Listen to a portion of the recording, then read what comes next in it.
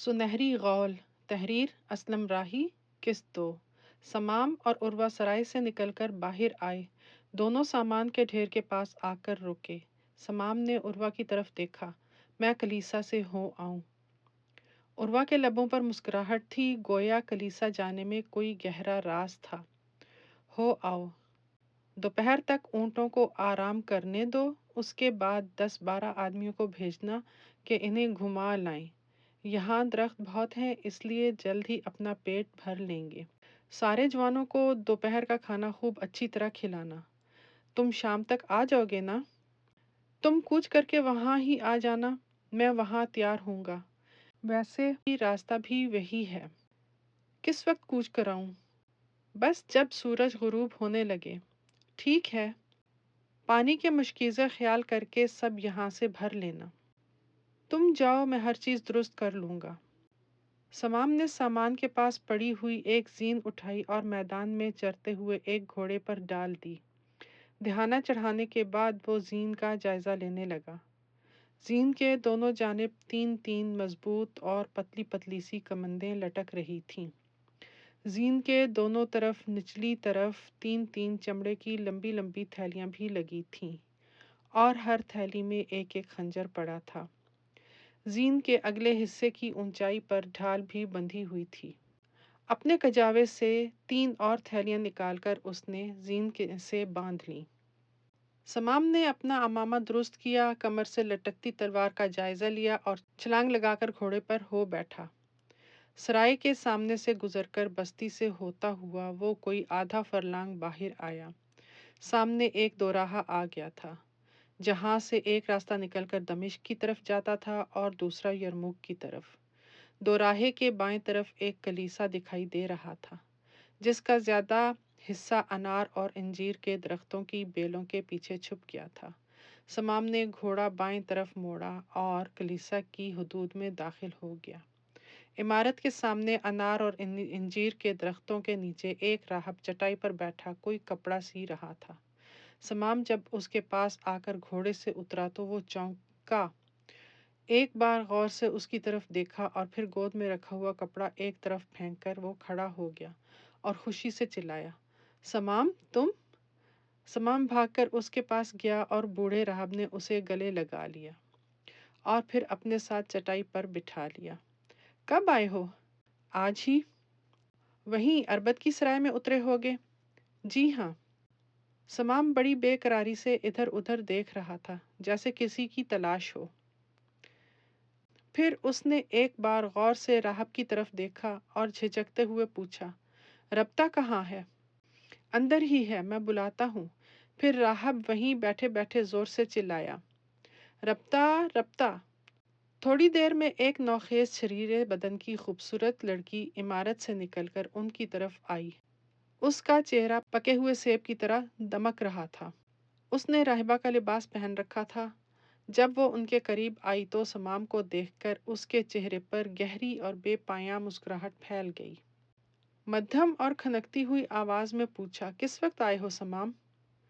سمام نے چند لمحوں تک اسے ٹکٹکی باندھے بڑے غور سے دیکھا اور پھر وہ بھی اس کی آنکھوں میں آنکھیں ڈال کر مسکرا دیا، ابھی آیا ہوں۔ قافلے کے ساتھ؟ ہاں۔ راہب نے بڑی شفقت سے راہبہ کی طرف دیکھا، اس کے کھانے کا کوئی بندوبست کرو بیٹی۔ ربطہ وہیں سے مڑی، ابھی لاتی ہوں۔ ربطہ اندر چلی گئی۔ سمام اٹھا اور زین سے چمڑے کی 2 تھیلیاں کھول کر راہب کے سامنے رکھ دی۔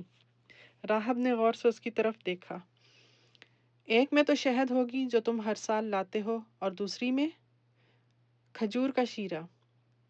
راہب تھیلیاں کھولنے لگا۔ سمام پھر کھڑا ہو گیا، میں ربطہ کے لیے بھی کچھ چیزیں لایا ہوں، اسے دے آؤں۔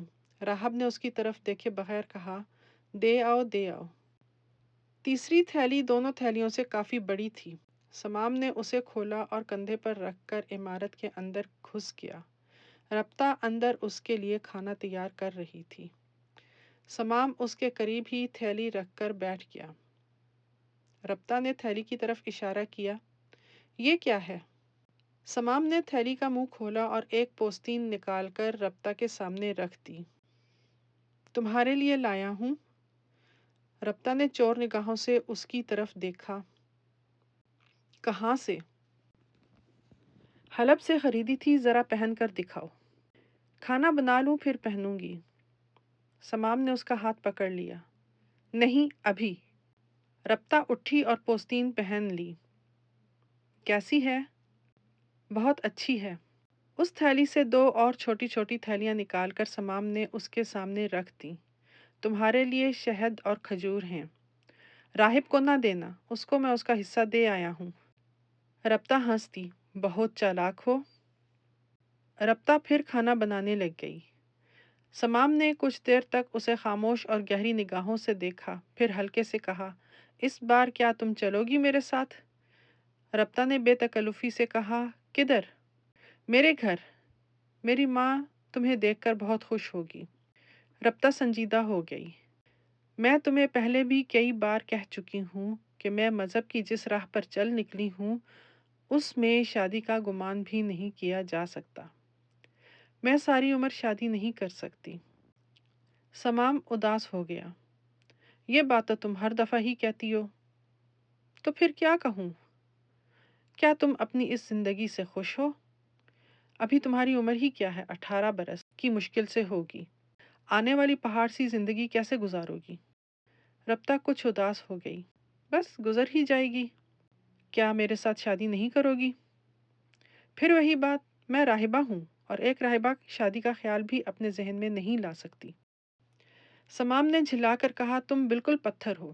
ربطہ نے افسردگی سے کہا، میں اگر راہبہ نہ ہوتی تو تمہیں اپنی زندگی کا ساتھی چننے میں فخر محسوس کرتی۔ سمام اداس اداس سا اٹھا اور آہستہ آہستہ باہر آ کر راہب کے پاس بیٹھ گیا۔ تھوڑی دیر بعد ربطہ باہر آئی۔ اس کے ہاتھ میں انار کے رس سے بھرا ہوا ایک بڑا سا مٹی کا پیالہ تھا۔ سمام کی طرف بڑھاتے ہوئے اس نے کہا، یہ لو۔ سمام نے پیالے کی طرف دیکھا اور ہاتھ سے پیچھے ہٹا دیا۔ مجھے پیاس نہیں ہے۔ اس کی آواز میں دکھ بھرا ہوا تھا۔ ربطہ کے چہرے پر پشمردگی کے چھا گئی۔ زخمی سی آواز میں اس نے کہا، پی لو نا۔ راہب نے کہا، پی لو پی لو۔ سمام نے بڑے غور سے ربطہ کی طرف دیکھا۔ اس کی آنکھوں میں آنسو تھے اور وہ اپنے ہونٹ سکیڑ رہی تھی۔ پیالہ اس سے لے کر وہ چپ چاپ پی گیا۔ ربطہ نے اس کے بعد اسے کھانا کھلایا اور اس کے قریب ہی بیٹھ گئی۔ راہب نے سمام سے پوچھا، آج رات رہو گے نا؟ سمام جو کسی سوچ میں پڑا تھا چونکا۔ نہیں، میں آج شام کو کوچ کر رہا ہوں۔ تم لوگ زیادہ دیر باہر بھی نہیں رہ سکتے، تمہارے قبیلے جو آپس میں لڑتے رہتے ہیں۔ میں تو تمہارے قبیلے کا نام بھی بھول گیا ہوں، ذرا مشکل سا ہے۔ میں بنو خزاعہ سے ہوں۔ ہاں ہاں، تمہاری بھی کسی دوسرے اس قبیلے سے دشمنی ہوگی۔ ہاں، ہمارا حریف بنی بکر ہے، مگر کئی برس پہلے ہم نے ان پر فوقیت حاصل کی تھی، تب سے اب تک کوئی جھگڑا نہیں اور دونوں قبیلے پرامن زندگی بسر کر رہے ہیں۔ تمہارے ہاں سنا ہے بہت سے خداؤں کی پوجا کی جاتی ہے۔ ہاں، ہمارے ہاں کئی بت ہیں جن کی پوجا ہوتی ہے، مثلاً لات، عزا، منات، سوا۔ ایک ہی وقت میں سب کی پوجا ہوتی ہے؟ نہیں، ہر قبیلے کا علیحدہ بت ہوتا ہے۔ مثلاً عزا بنی شیبان کا بت ہے۔ کہاں ہے یہ؟ ایک جگہ ہے نخلا، وہاں۔ اسی طرح منات اوس اور خزرج قبائل کا ہے اور سوا بنی حدیل کا بت ہے۔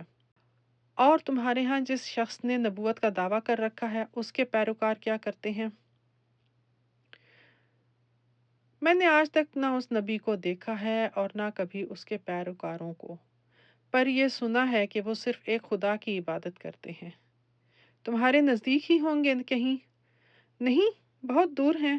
میرا قبیلہ مکہ شہر کے زیریں میں آب وطیرہ نامی ایک چشمے کے پاس آباد ہے۔ وہ یثرب میں ہے جسے آج کل مدینہ کہتے ہیں، اور یہ شہر ہم سے کافی دور ہے۔ اس بار کارواں میں کتنے اونٹ لائے ہو؟ 50۔ یہاں سے واپس سرائے میں جاؤ گے؟ نہیں، کارواں تھوڑی دیر تک ادھر ہی آئے گا اور میں اس کے ساتھ ہو لوں گا۔ یرموک کی طرف جاؤ گے نا؟ نہیں، میں جبل ہاراں کی بائیں طرف سے ہوتا ہوا سرائے حماد میں سے ہو کر جاؤں گا۔ وہ کیوں؟ سرائے حماد میں عربوں کی ایک بستی ہے القطر، اس کے سردار کے ساتھ میرے بڑے گہرے مراسم ہیں۔ میں اس کے لیے کچھ تلواریں حمص سے خرید کر لایا ہوں۔ میں جاتی دفعہ بھی اسی راستے سے ہوتا ہوتا صحرائے حماد سے نکل کر چشمہ پر ٹھہرا اور وہاں سے حلب چلا گیا تھا۔ راہب فکر مند ہو گیا۔ یہ راستہ تو بے حد خطرناک ہے۔ کیوں؟ جبل ہاران میں حماس نامی ایک لٹیرا رہتا ہے۔ وہ کوئی بھی کارواں سلامت نہیں گزرنے دیتا، سب کو لوٹ کر مال چھین لیتا ہے اور قتل و غارت کا بازار گرم کر دیتا ہے۔ سمام نے تنزیہ کہا، اس پہاڑی چوہے کی کیا جرت کہ مجھ سے ٹکرائے، میں اسے پاش پاش کر دوں گا۔ مگر وہ حماس اب پہلے والا حماس نہیں، اس کے ساتھ کافی جمعیت ہو گئی ہے۔ جس دن اس نے ہم ہر اربوں پر ہاتھ اٹھایا، اس دن یا وہ نہ ہوگا یا ہم نہ ہوں گے۔ ربطہ پہلی بار بولی، سمام اگر وہ تم سے تعارض کرے تو میرا نام لینا۔ کیوں؟ وہ اکثر یہاں آتا رہتا ہے اور اس نے مجھے بہن کہا ہوا ہے۔ نہیں، میرے بازوؤں میں ہمت ہے۔ میرے ساتھی لڑائی کے ہر فن سے خوب آگاہ ہیں۔ ایسے لفنگوں سے میں نبٹنا جانتا ہوں۔ اتنی دیر میں بستی کی طرف سے کارواں آتا دکھائی دیا اور سمام کھڑا ہو گیا۔ میرا کارواں آ گیا ہے، اب میں چلتا ہوں۔ ربطہ بھاگتی ہوئی اندر گئی اور بڑی تھیلی اٹھا لائی اور سمام کے گھوڑے کی زین سے باندھ دی۔ یہ کیا ہے؟ سمام نے پوچھا۔ تمہارے لیے کھانا۔ کارواں کلیسا کی سیدھ میں آ کر رک گیا تھا۔ اونٹوں کی لمبی قطار انجیر کے درختوں میں کھڑی بڑا دل فریب منظر پیش کر رہی تھی۔ راہب نے سمام سے ہاتھ ملایا۔ یسوع مسیح تمہاری حفاظت کرے۔ سمام ربطہ کے پاس سے گزر کر گھوڑے پر بیٹھنے لگا تو اس نے ہلکے سے درد بھری آواز میں کہا، خداوند ہمیشہ تمہارے ساتھ ہو۔ سمام کلیسا سے نکل کر سب سے اگلے اونٹ کے پاس رکا۔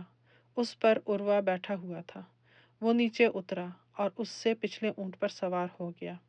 سمام نے گھوڑے پر بیٹھے بیٹھے ہی اس کی لگام اپنے اونٹ کے کجاوے سے باندھی اور پھر جست مار کر اونٹ پر ہو بیٹھا۔ کارواں پھر چل پڑا۔ ربطہ باہر کھڑی غور سے کارواں کو صحرا کی طرف جاتی دیکھ رہی تھی۔ جب وہ ریت کے اونچے اونچے ٹیلوں میں اوجھل ہو گیا تو اس کا سر جھک گیا اور آہستہ آہستہ چلتی ہوئی وہ کلیسا کے اندر چلی گئی۔ باہر تیز ہوائیں چل رہی تھیں اور ان کی سائیں سائیں کی آواز میں اسے یوں محسوس ہو رہا تھا جیسے کئی لوگ مل کر بڑے درد بھرے انداز میں ماتمی گیت گا رہے ہوں۔